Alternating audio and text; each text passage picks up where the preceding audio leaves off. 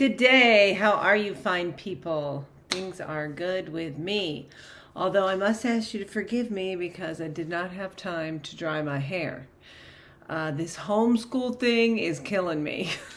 Me, who's never late for anything, am a little bit behind for everything right now. And so that's why my hair's wet this week. Anyway, I thought I would talk to you this week about making rash decisions.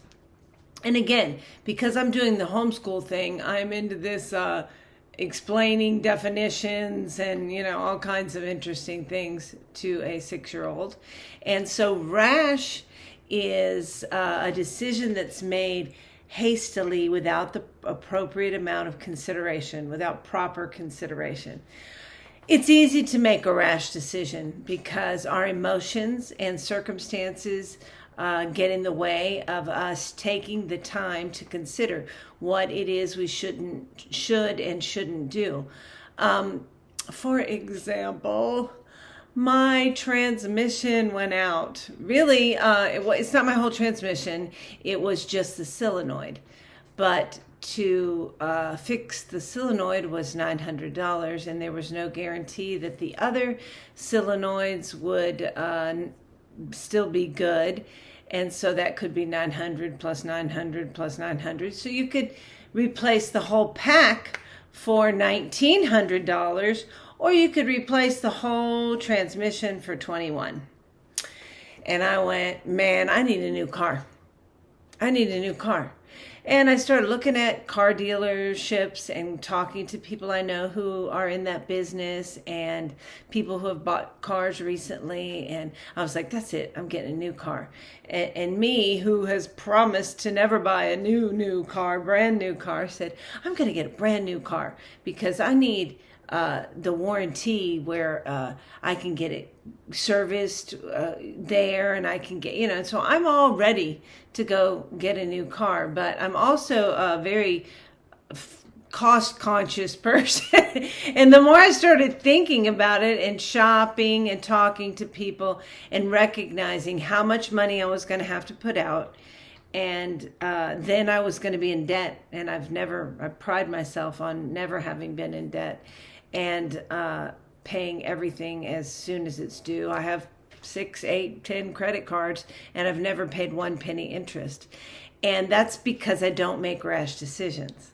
I don't say, oh, I want this and buy it real quick. I say, do I have the money for this? Is this the best value? I mean, I go through a really crazy process trying to decide those kind of things.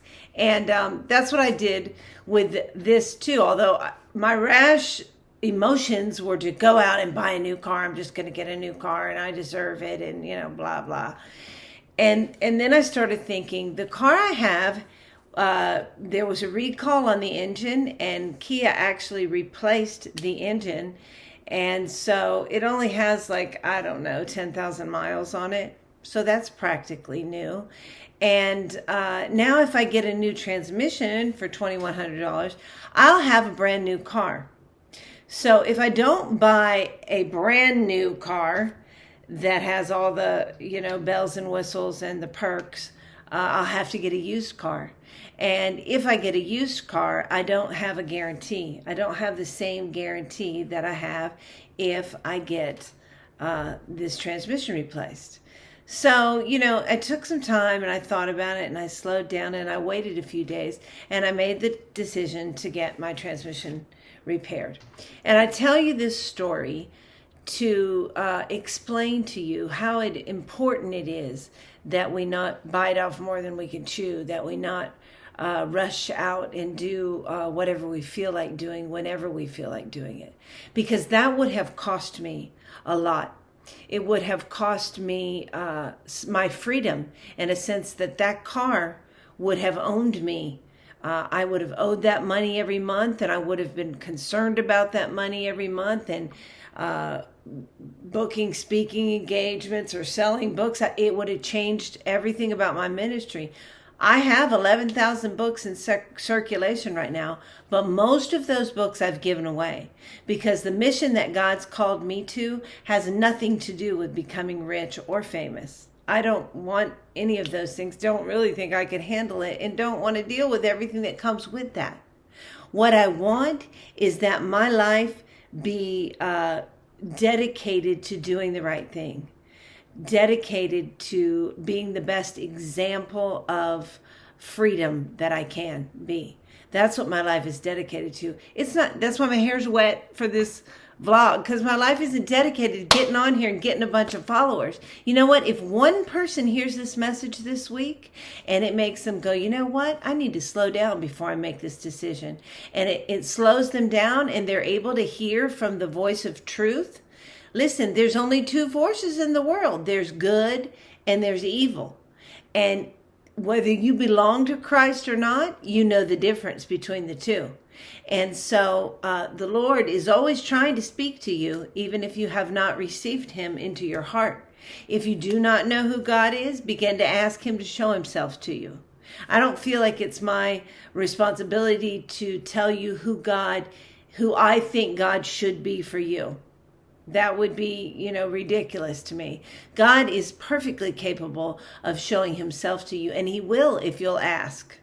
But like I said, there's two voices. There's good and there's evil. So what's evil is blah, blah, blah, blah, screaming, do this, make that, hurry, hurry. That is always that voice. And the other voice is like, it's okay. Slow down. We don't have to make a decision today. It's going to be all right. It's calm and it's matter of fact, and it is full of wisdom and truth. And so I say to you, no matter where you are spiritually, slow down. Make your decisions according to what you know is right, because you get back what you give out. You reap what you sow. You can't plant a fig tree and get olives. It doesn't work out like that. So slow down as you're making decisions this week. Don't make rash decisions, and your life will grow the fruit of a better harvest that way. Trust me, I know what I'm talking about when it comes to this one. Talk to you guys later. Bye.